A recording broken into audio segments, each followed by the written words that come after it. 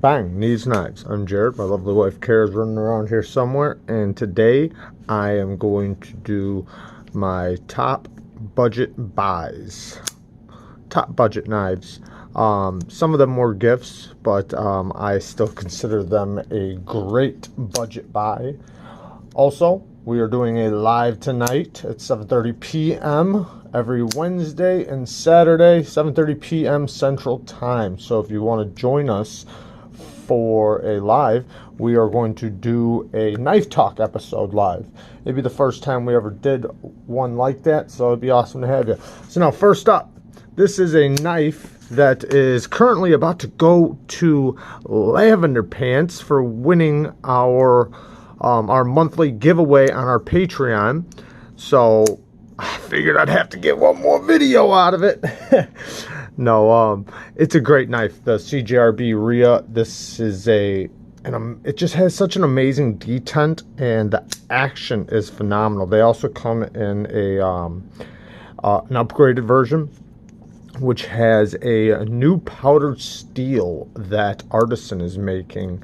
It's supposed to be somewhere in between, like the edge retention of a little bit better than 14C28N, somewhere similar to D2, which in my opinion, I find the 14C28N is, it sometimes beats D2, but it's supposed to be a little bit better than that, but with the more stain resistant, closer to a Sandvik steel. So it's supposed to be something like that, which sounds amazing to me. But amazing knife, amazing buy. You can get these for like 30 bucks, something like that. Yeah, like 30 bucks. And then I think the upgraded version is around the 60s, I think. Don't quote me on that, but you can go check it out. It's CJRB Rhea. Sticking with CJRB Mini Feldspar. So this was actually a gift to us from Lavender Pants. Isn't that crazy? We're sending him this one, and he sent us that one. You know what? In the same breath, I might as well just bring it out. His other gift to us, which is also going to be in this video, and I'm trying to pinpoint it. There it is. The QSP Penguin. Both of these knives are right around the same price, right around the $30, $35 range. This one has an upgraded version in micarta also. And this one, I think you can get these in G10 too, but this one's in denim micarta, which the micarta is just amazing. This is some of the better quality micarta, in my opinion, because it's the textured, it's not polished or anything like that. So if you're wanting to get micarta for a good budget, I would definitely try out QSP, because micarta at this price, especially this quality of micarta for this price, phenomenal. Also, the Feldspar, great knife. The detent and the placement for the thumb studs, really, really good. They make a larger version of this also, if this one's a little too small for you. This one's around 3-inch blade. They make a bigger 3.5-inch. All right, next up. This one hasn't had a review yet, but I'm going to hurry up and bust it out. I'm not going to talk too much about it, but the Kizer Leave. I will say one thing about this thing before the review. One, definitely worth the price. Number two, the detent is on point. I mean, I can't express that enough. The detent on this is just super crisp. It's hard to fathom this light of a blade coming out with this light of a detent. And I don't mean light in a bad way. I mean light as in it's just tuned to perfection. There is no possible way that this could have a better detent. It's insane. This one is in micarta. I think these things are around 60 bucks. I think they're around 60 bucks. If not, I'll write it on the screen. Care about it under my nose. Very good buy though. Next up, everybody knows about these, so I might as well bust it out. The Rat 2 and the Rat 1. Where did I set the Rat 1 at? Bang, there we go. So the Rat 2 and the Rat 1, a lot of people mod these. We have a modded one also with the Spidey hole, and this is a really good knife. Very, very tough knife. Very strong knife. And a lot of people know about these, so I'm not going to talk too much on them, but they do have them in AUS 8 and D2. Phenomenal thumb stud action. In FRN, and like I said, this is the full-size one, full-size knife, and then the little one's just, it's a little mini, a little guy, but it still gives you a good grip. All right, next up, we're gonna go real budget on these next ones. All right, bang, ganzos for days. This one's a modded one.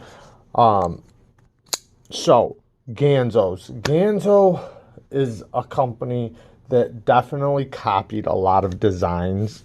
I wouldn't ever call them clones because they're not exactly the same, and a lot of times they'll use the design with a different lock, but they also have their own designs, and a lot of their new models, which we've actually gotten and given away to people, are really good, and they are their own designs.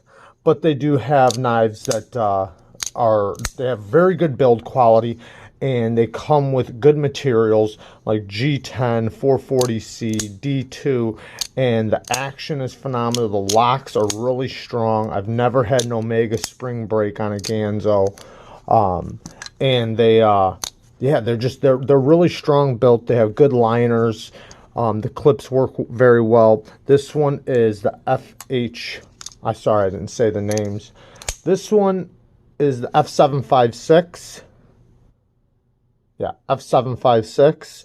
And then the other one that I showed you, this is not how it came. I modded this. But this one is the F753. Then this one, the FH12. We also have the FH11 in this, which is the same thing in G10. And it's a liner lock. Very good action. This thing is as stupid smooth as you can get. The detent is fine-tuned, very good detent. And this one's in D2 and stainless steel, but this thing's like 30 bucks, $20, $30. All these the other ones I showed you, 20 bucks. Sometimes you can get them for like 16 bucks, so for the build quality, it is an amazing value. All right, next, let's go to some real steel. All right. Real Steel. Real Steel has really good knives, and I am wanting to get some of their newer knives, especially from the designer that designed the Real Steel Control. These things, I think they're around 50 bucks, if I'm correct. I think they were a little more when they first came out, but now you can get them a little bit better price. This is definitely a hard use knife. Let me move this one for 1 second so it concentrates the visual on this.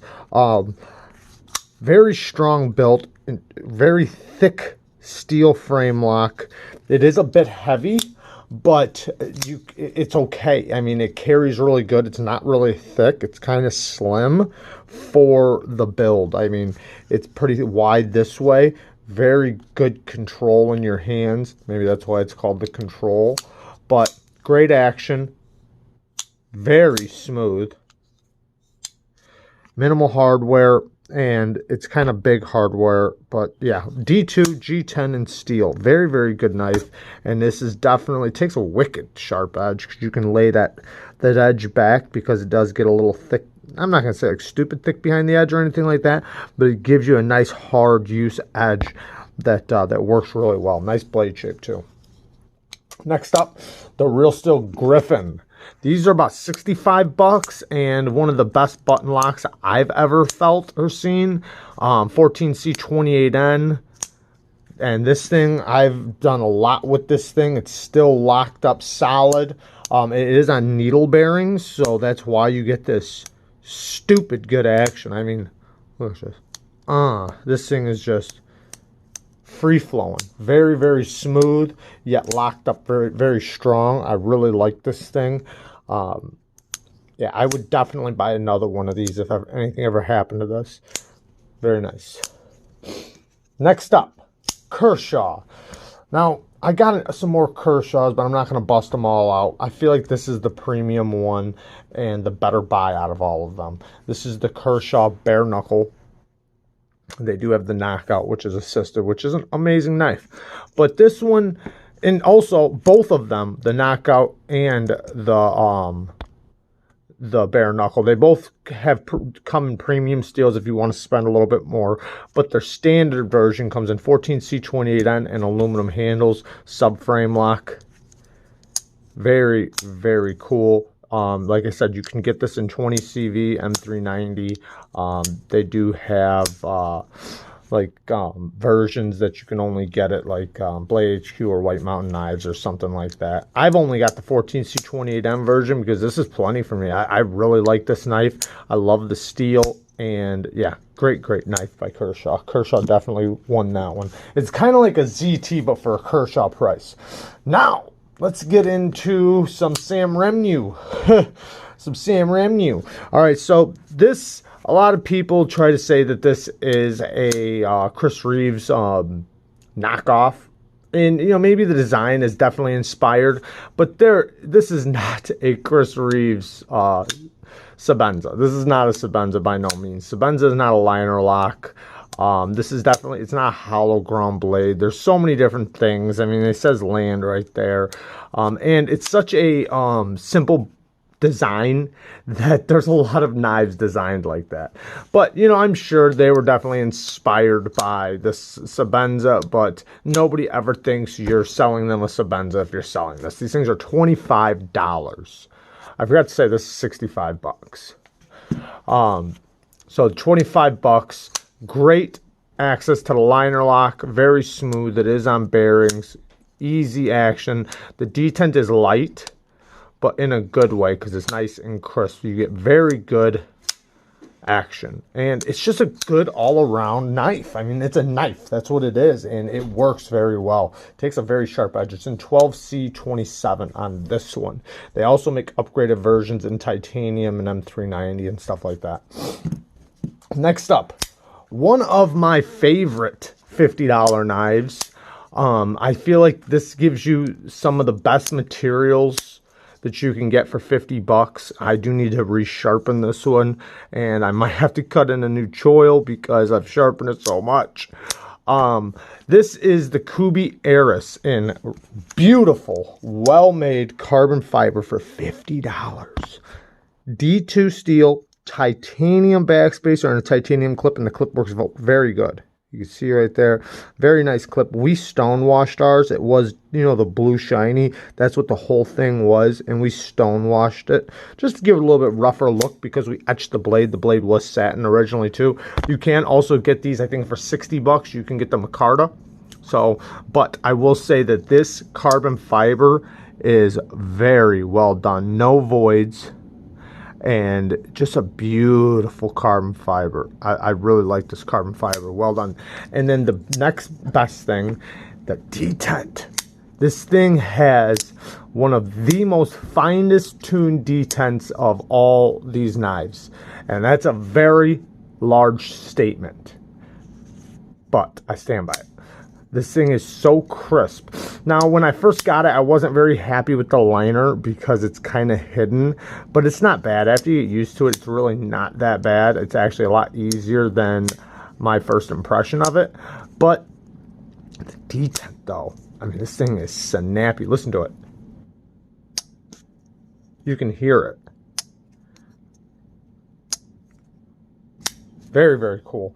Nice, good ergos. It is a full-size knife. It has kind of a banana-shaped blade, but it's considered a drop point. Very useful blade shape. It's not the thinnest behind the edge. I've also sharpened mine a lot, but it still cuts very well, and it is a good EDC.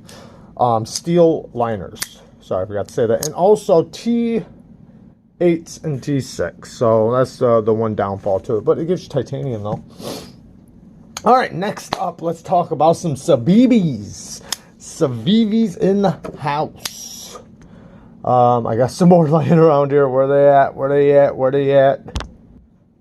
Dang. I got a bunch of these. I'm not going to break them all out. Just like I have the S35 version of this. But this is good enough. So, SAVI. Doesn't matter what model you get, SAVI does a hell of a job. If you want a full-size knife, they usually stand in the 50 to 65, even higher, up to $90. They're always under 100, but they just some of the best quality. Some of the best quality. They are amazing. This one's, I think, well, for the McCard, I think it was 65, but the regular G10 version is 50 bucks, and then I think it's like 78 bucks or something for the S35 version.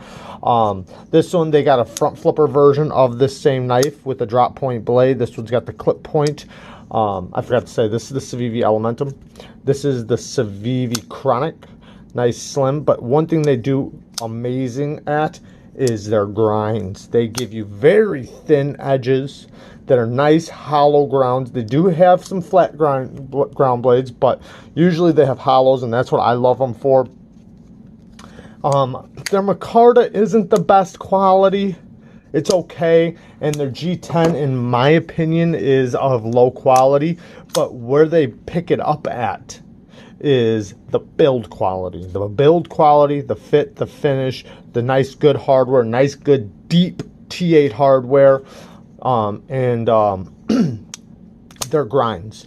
So, and sometimes I would rather have a good grind, good fit and finish with good hardware over, say, the great quality G10. I really like SAVI, and they're just pumping so many damn knives out, I can't keep up with them. I even got more than I put out on the table. All right, so now let's go back down a little bit, because those were in the $50 to $65, $75 range. Let's go down to $20. Cabela's. Now, I would have never thought that I would ever put a Cabela's knife on this channel. Not that I wouldn't put one on there, but I never thought that the quality was up to this standard. I really didn't. I thought Cabela's, I thought like Walmart knife, you know, like that's just my opinion. And I was wrong. This thing's detent is very, very nice. It has nice contoured G10, not contoured, but the G10 has got like milling in it. It is 440C. It's only $20. Jimping's done very well. The detent is super crisp. The liner is very easy access. Great middle finger flicker. Let's see if it's centered up. The thumb studs, I don't think they're going to be for everybody, but I like them because they have that grippy texture on the top and they work really well. I put a really sharp mirror polished edge on here. Very, very sharp. This one has a recurve, but I've seen other ones. I've seen another knife that was 25 bucks, and it was in micarta in 440C. I mean, just an all-around good knife. So if you only have $20, there's still a lot of great knives out there. All right, next up, we're going to backtrack a bit and go back to SAVI, but it's not actually SAVI, it's a Ferrum Forge knife. But I know WE makes them, but it is still a Ferrum Forge knife. Bang, there's the Ferrum Forge logo. This one, I don't think you can get anymore. It's the carbon fiber version, but you can get the G10 version. This one was like 95 bucks, and some people said that was a little overpriced for 9CR 18 MOV, which they might be right, but you can get the G10 version for a lot cheaper, or a bit cheaper, so no big deal. And I think the reason why the price was so much was just because of this carbon fiber, because it is real carbon fiber, and it looks good. But this is just a great knife. The ergos are good. Kind of reminds me of it reminds me of a lot of different knives, but very cool. This is the Ferrum Forge Mini Archbishop. The best, I'm not gonna say the best thing, but one of the better things about this knife is this clip. This clip is absolutely amazing. I love this clip. I would love this clip on any knife. Love it, love it, love it. Especially because of the texture it's on. It's on a smooth texture, so very easy, and it has really good retention and lots of room. Nice and centered. Detent on this thing, super crisp. Very fine-tuned detent. And the flipper tab gives you a little bit of jimping right there. Very good action. I do like this knife. And the middle finger flick is very easy. It is a smaller knife though, so nice small little package. All right, what else do we got on the table? Oh, Next up, this will be last but not least. Oh, you know what? Actually, we got a couple more to go. I'm sorry, not last. What are we at? 20 minutes. We're gonna go through these quick. We got the Stag Terminus XR, which amazing knife. I give them credit. They are coming out with some fantastic knives. Listen to this thing.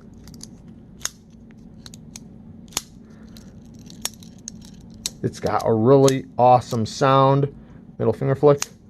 Now they figured out how to put the detent, and I'm gonna call it, it's the XR lock, but it's just like an access lock with buttons. But they figured out how to make that into a detent. Very nice.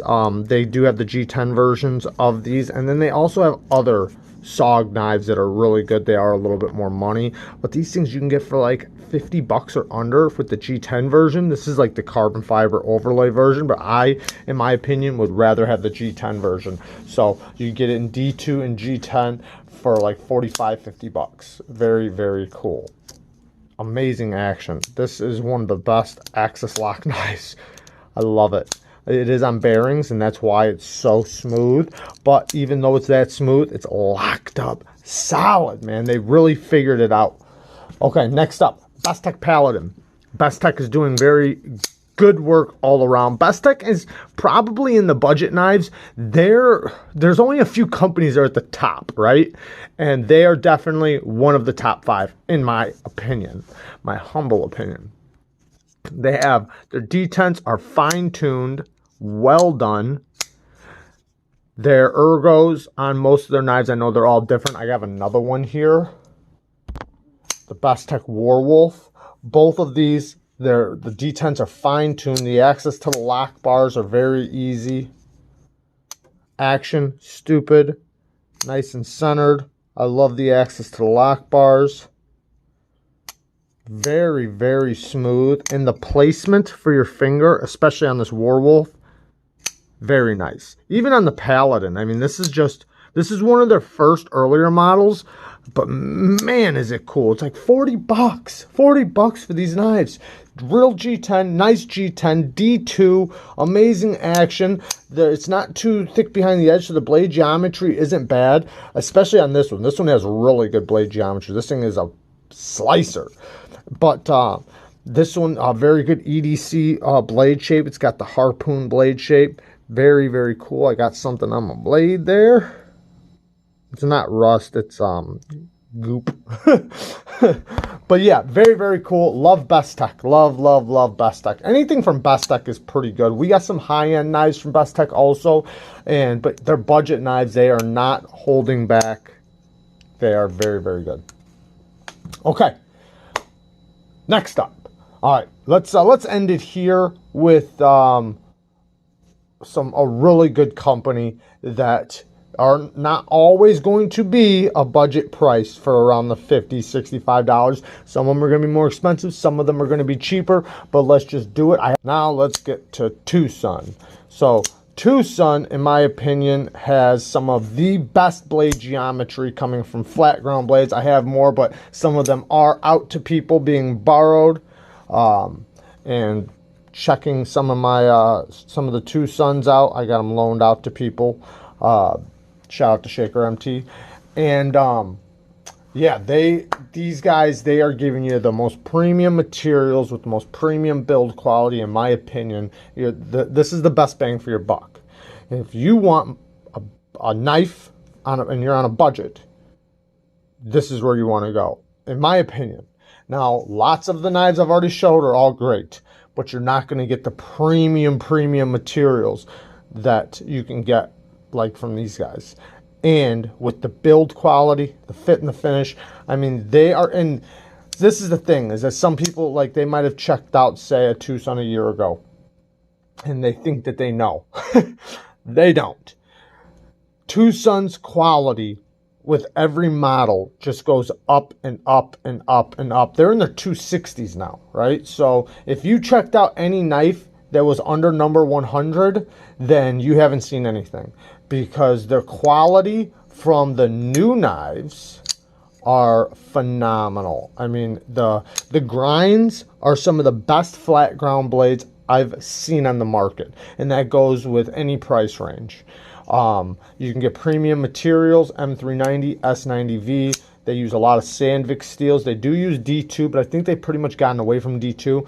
They still use it on their older models, like if you order some of their older models, but any of their newer models, they're using Sandvik steels, which are outperforming a lot of other companies' S30, S35. I mean, it's crazy how good their 14C is and their 12C27 and stuff like that. But their M390 you can also get, and S90V, but you can get it on a budget. You know, like, yeah, some of the brand new models are going to be more expensive, of course, because everybody's fighting for it. But give it a month or two, the price will go down. So, you know, it's how you bid, when you bid, you know. So, but Tucson is actually killing it for premium quality, premium fit and finish. They have all T8 hardware, all the bells and whistles, reverse D10 tracks, ceramic bearings that are on a racetrack, ceramic detents. They use carbon fiber, titanium, milled titanium. Their grinds are phenomenal. I mean, where can you get knives that are under 10,000s or 10,000s behind the edge that are this high flat? I mean, it's insane. Beautiful sharpening choils. You know, I've seen lots of knives that will have really good build quality, but then they don't cut for crap. Or when you sharpen it, you're going to get one or two sharpenings out of it, and then what are you going to have to cut on a sharpening choil? Or sometimes knives aren't made to be a knife. They're made to just be strong, right? And that's great. That's great. Sometimes that's an amazing thing. But if you're actually talking about using the knife now, like, let's talk about using the knife. Using it and cutting with it and sharpening it. And it actually being a knife that you can sharpen through the future and still work and still cut. I mean, you don't have to be 30 thousandths behind the edge to be hard use. I mean, Strider even has knives that are 10 thousandths behind the edge. They're hard use knives.